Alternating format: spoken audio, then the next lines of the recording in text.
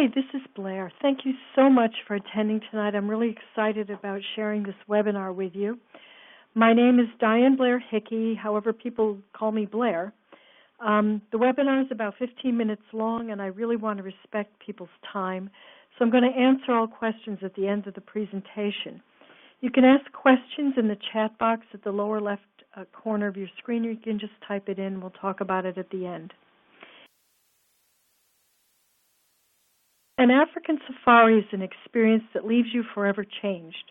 There's something powerful when you see large animals in their natural environment. They know you're there, and yet they don't pay any attention to you, allowing you a National Geographic type glimpse into their world. Like many people, I had a lifelong dream to go on an African safari. When I went, I found it was a very eye-opening and much richer experience than I could have imagined. Most of the photos on this presentation I took on my own trip. There are some that were taken by clients that I booked on safaris. One of the things that I discovered is that South Africa is a blend of cultures from all over the world, including India, Germany, African tribal nations, and Dutch, that creates a fascinatingly rich, multi-layered experience. I want more people to be able to have the experience I had. One of the things that hold people back from a safari is the cost of the trip. So I've meticulously crafted a one-of-a-kind package that's not been offered before and is not available anywhere else and is a great value. But first, let's learn something about South Africa. South Africa is located at the very tip of southern Africa and has different terrains, climates, and cultures, all within its border. You'll find stunning beaches, tropical jungles, beautiful mountains, and even the Kalahari Desert. There's also a multitude of microclimates that result in plants that grow nowhere else in the world and also create some of the best wine-growing regions in the world. After seeing South Africa firsthand, I realized that there are 6 reasons that South Africa is a great fit for a once-in-a-lifetime safari experience. First, the roads in Africa are equivalent to what we have in the U.S., except, of course, they drive on the other side of the road. There's an efficient and well-maintained highway system, making travel easy and comfortable. On the game preserves and some of the secondary roads leading to the game preserves, the roads, of course, are dirt, but on these roads you can see wildlife even before you get into the game lodge. 2, no visas are required for U.S. citizens visiting South Africa for 90 days or less. 3, the medical facilities in South Africa are of a very high standard. You may remember that the very first heart transplant operation was done here in 1967. 4, there's a very high level of sanitation, and you can drink the water directly from the tap, and the food is as safe as it is in the U.S. 5, English is widely spoken. Even though there's 11 official languages, you'll have no trouble communicating. When I was there, I was able to talk to people that were cleaners and clerks, and everybody spoke English. It just wasn't a problem. 6, the rand, which is the currency of South Africa, is at an all-time low against the dollar, making South Africa very affordable. I'm going to sneak a 7th in here. There are superb game viewing experiences in open-top vehicles, which make game watching easier. Cape Town is one of the largest cities in South Africa and is also the starting point for this exciting trip. Cape Town has a moderate climate and is ideally situated for day trips to the Winelands region to the northeast, the Cape of Good Hope to the south, and a short flight to some of the best game preserves in all of Africa to see large game. But the city of Cape Town and surrounding areas is a treasure trove of experiences and has been voted the most beautiful city in the world by many publications.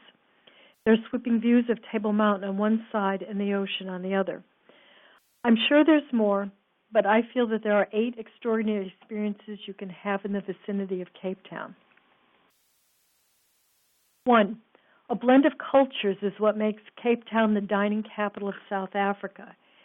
Cape Town's diverse multicultural ancestry has enjoyed the influence of many cooking traditions: Italian, Malay, Chinese, Japanese, Moroccan, French, Portuguese, Congolese, Greek, Brazilian, Thai, and Korean. Excuse me. Cape Town is renowned for its diverse, stylish restaurants and excellent food, always complemented by the range of superb local wines which are grown nearby. The top 5 cuisines are Cape Malay, Indian, African, seafood, and Afrikaans. Cape Malay cuisine is typically spicy, but it can also be sweet. It includes dishes such as curries, pickled fish, and a variety of fish stews. Bunny chow is an Indian dish. It's made with chicken, not bunnies, and it consists of half a loaf of bread with its center scooped out, and it's filled with your choice of curry. Corn and maize have long been the basis of African cuisine. Corn can be eaten off the cob, made into porridge or dumplings, and even made into beer.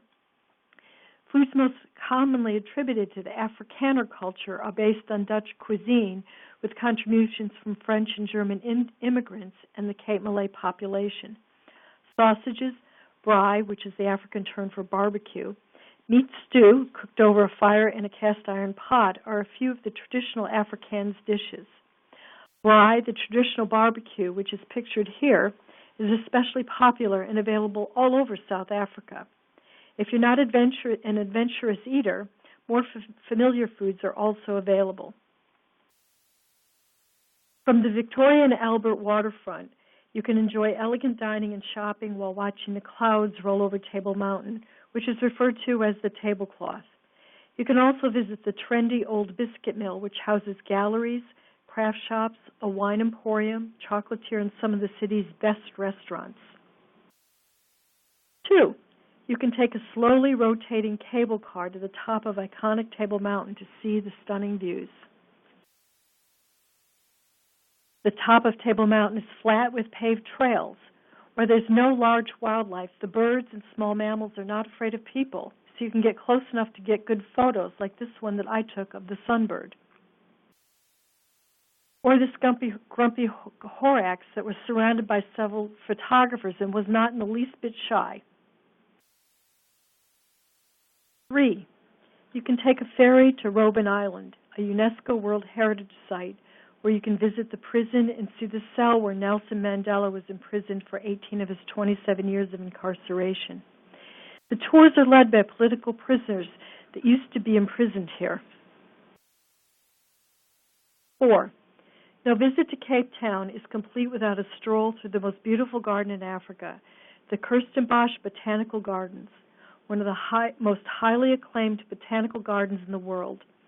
The garden includes 5 of South Africa's 6 different biomes and was declared a UNESCO World Heritage Site in 2004, making Kirstenbosch the first botanic garden in the world to be included within a Natural World Heritage Site. 5. Boulders Beach is a sheltered beach made up of inlets between granite boulders from which the name originated. Cape Town and her surrounding coastline offer some wonderful beaches, but none are more interesting than the Boulders Beach in nearby Simonstown. This beach is home to a breeding colony of over 2,000 endangered African penguins. You can walk comfortably along a boardwalk and get within a few feet of these endearing birds. If you walk further down the beach, there is no boardwalk, and you can even swim the penguins for a real dose of cuteness overload. Although Cape Point is not the most southerly tip of Africa, as many people believe, it is one of the most beautiful parts of the African continent. The Cape Point Nature Preserve can be reached by the funicular called the Flying Dutchman to enjoy the famous ocean views that are more than 650 feet above the sea. You can then take the short but steep hike to Cape Point Lighthouse while delighting in the extensive range of native flora and fauna that you'll find here, some of which occur nowhere else on Earth. The trails have so many native flowers like these fynbos. It's easy to forget that they're unique to this tiny corner of South Africa and exist nowhere else in the world. The most surprising aspect of also the amount of wildlife you can see here. You can spot some 250 species of birds, including seabirds, eagles, Cape sugarbirds, and sunbirds, as well as the endangered African black oyster catchers. Mammal species found in the Cape Point Nature Reserve include antelope such as klipspringer, steenbok, and eland, as well as Cape Mountain zebra, and the peninsula's endemic baboons. You can't miss the baboons. They're on the lookout for people who don't obey the advisory to not carry any kind of food. They're very bold, and they will steal it from you. They've even been known to break into cars if they're left open. Shy predators such as the caracal and the small spotted genik patrol the crags, and the Cape clawless otter, such as pictured here, frolic in rock pools. 7. Take a Winelands tour. Now, I'm from central New York, near the Finger Lakes wine-growing region, so this really didn't appeal to me. However, I discovered that spending a day exploring this magnificent part of Africa's Western Cape Province and enjoying sampling its magnificent wines was pure pleasure.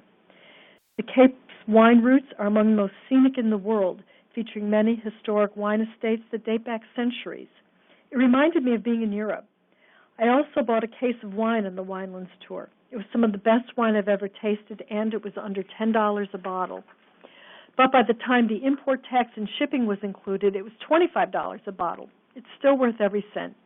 It's probably best, rather than shipping the wine home, to buy it stateside, or, better yet, drink it in South Africa.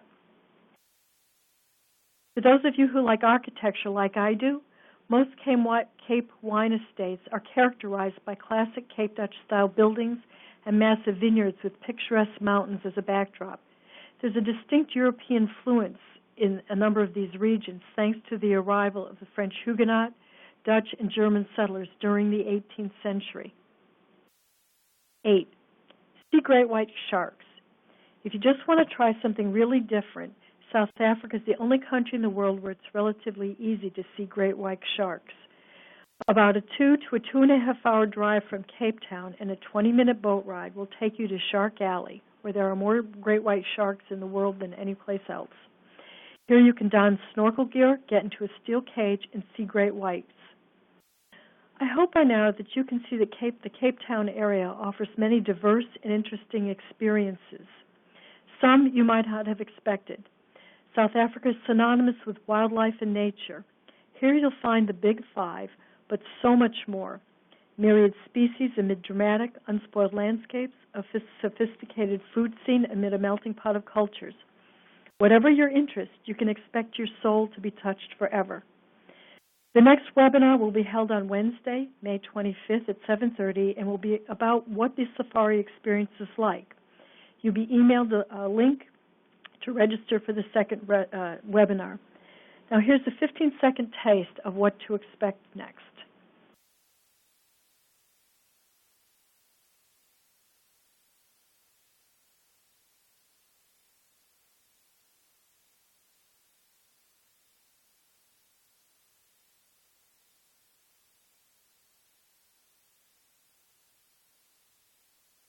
Here's my contact information, so for any reason you want to contact me, you have a question that you thought of after the webinar, feel free to contact me. So I'm open for taking questions now. Let's see what we've got. Okay, what are the Big Five? Okay, the Big Five refers to the lion, buffalo, elephant, leopard, and rhino. They were first referred to as the Big Five by hunters because these are the animals that were hardest to hunt. There's also a marine Big Five, which includes the great white shark, dolphin, penguin, Cape fur seal, and the southern right whale. On the safari package I've created, you'll have actually the opportunity to see all of these, except possibly the right whale, which migrates seasonally, and it may not be around. Anybody else have any other questions? Okay, I think that's it. Thank you so much. There will be a recording of this webinar that I'm going to send out if you want to listen to it. And as I said, feel free to call me. Thank you so much.